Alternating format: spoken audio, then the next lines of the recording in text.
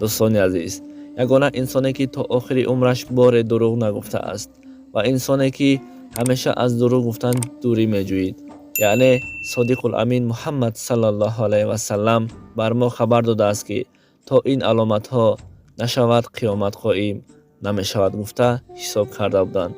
پس نوا را تا آخر تماشا میکنیم. درباره این نشانه های قیامت و همچنین کعبه را کی و کی چپه میکند، در این باره از ثبت حاجی میرزا گوش میکنیم. خداوند نگهبان همه شما باشد.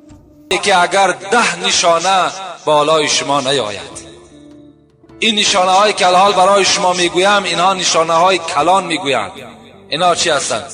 طلوع الشمس من مغربها.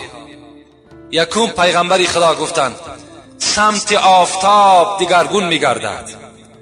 امروز آفتاب از جانب مشرق میبراید، در مغرب غایب میشود. روز قیامت که شد، همان روزی که قیامت قائم میشود که خیلی روزی دراز است، آفتاب از پس پشت من میبراید، از این جانب حرکت میکند. سمت آفتاب گفت پیغمبر خدا دیگرگون میشود. ان الله تعالی یبسط یده باللیل لیتوب مسیء النهار و یبسط یده بالنهار لیتوب مسیء اللیل حتی تطلع الشمس من مغربها. پیغمبر خدا گفتند درگاه پروردگار شما گشاده است روز تا بیگاه. برای کیها؟ برای کسایی که در روز گناه کردند. خدا میگه دروازه من گشاده است، کدام شما طلب مغفرت میکنید من شما را مغفرت میگردانم. درهای رحمت من میگوید خدا از شب تا به روز گشاده است، کدام شما توبه میکنید، کدام شما داخل درگاه میشوید، من شما را به بندگی قبول میکنم. در دوام پیغمبر خدا چی گفتند؟ حتی تطلع الشمس من مغربها، تا وقتی که آفتاب از مغرب میبراید توبه بنده مؤمن خدا قبول میکند.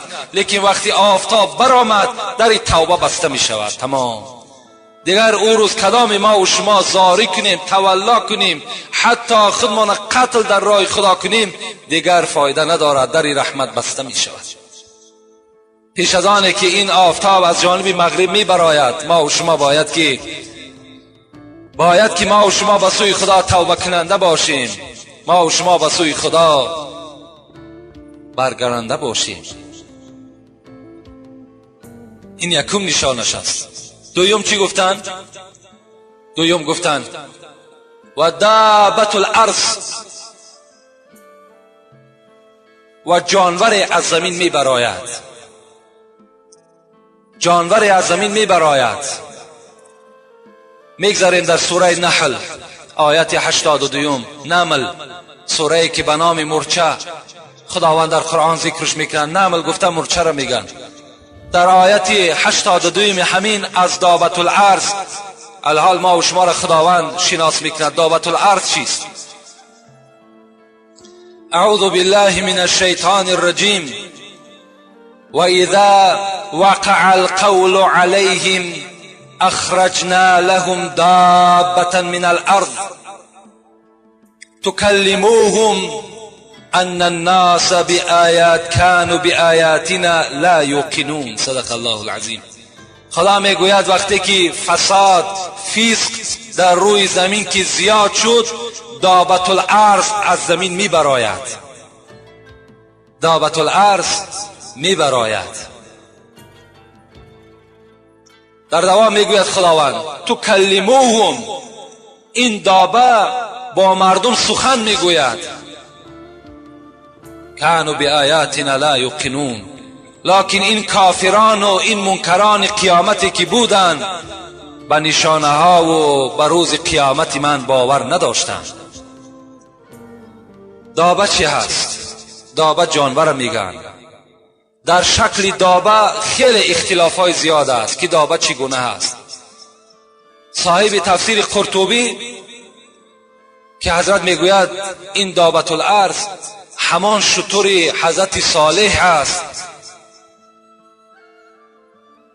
که از پیغمبر خدا سوال کردند دابت الارض از کجا می براید؟ گفت از مسجد خیلی خیلی بزرگ و خیلی در نزد خداوند با قدر و با قیمت. این اشاره محدثا به چی کردند؟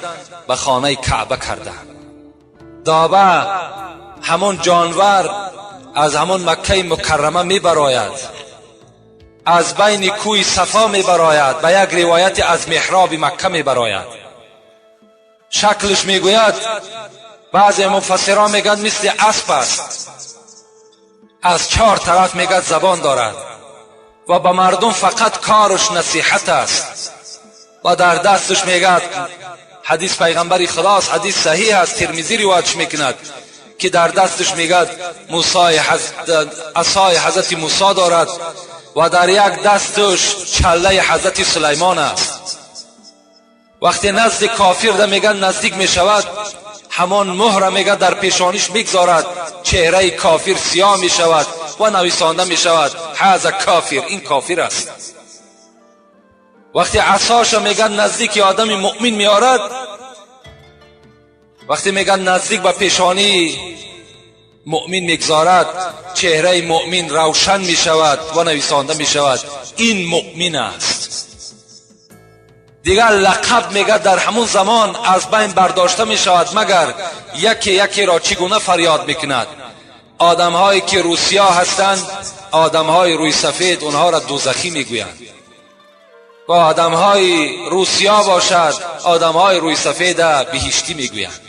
فقط یک لقب میماند، روسیا، دوزخی و بهشتی، خلاص. خیلی اندازه کلان هم دارد. بعضی از مفسران میگد آفتاب وقتی که از مغرب میگد میآید در بین آسمان میرسد، نصف روز میشود. بعد این چی هست؟ دخان است. دیگر نشانه قیامت پیغمبری خدا گفتند دخان است. دخان چی هست؟ دخان گفته دود میگن که مخصوص همین دخان در قرآن سوره دخان موجود است. آیت 10 و 11 این سوره دخان، اعوذ بالله من الشیطان الرجیم، فارتقب یوم تأتی السماء بدخان مبین یخشی الناس هذا عذاب علیم. صدق الله العظیم. خدا میگوید محمد منتظر شو روزی را که این آسمان را یک دود فرا میگیرد. یخشی الناس، مردم بیهوش میشود. هذا عذاب علیم، این دود نیست بلکه این عذاب خداوند هست. دیگر چی هست؟ دیگر ثلاث خسوف، خسف بالمغرب و خسف بالمشرق و خسف فی الجزیره العرب. پیغمبر خدا گفت بعد من طرف مشرق، طرف مغرب فروروی زمین ها سر می شود. یعنی شهرهای هستند که در طرف مشرق و شهرهای هستند در طرف مغرب و شهرهای هستند که در جزیره های عرب زندگی دارند. همگی زمین اینها را فرو می برد و اینها غایب می شوند، دیگر ناپدید می شوند. عایشه صدیقه میگه گفتم پیغمبر خدا وقتی اینها را زمین فرو میبرد در بین اونها آدمای صالح وجود ندارد؟ رسول الله گفتند وجود دارد، لکن عدد آدمهای فاجر زیادتر است. آدمهای بد، آدمهای ناخوب، آدمهای کافر در روی دنیا زیادترند نظر به آدمهای صالح و اینها را چکار میکند؟ زمین فرو میبرد. و دیگر نشانه را پیغمبر خدا گفتند در شهر یمن، گفتند پیغمبر خدا یک آتش گفتند فواره میزند از چقرترین زمین به سوی آسمان بلند می شود. صحابه پرسیدند پیغمبر خدا وقتی این حالت اگر ما بینیم چیکار کنیم؟ رسول الله گفتند که بر شما باد که به طرف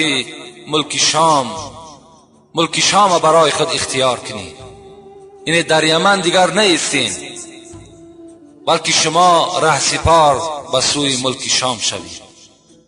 خدا داناست که این علامت ها کی می براید، لکن علامت دجال و علامت امام مهدی و نشانه حضرت عیسی که اینها حرف قریب یک موضوع هستند. انشاءالله جمعه دیگر خدا خواسته باشد در این سه نشانه دیگری که بر شما بیان کردم انشاءالله صحبت میکنیم.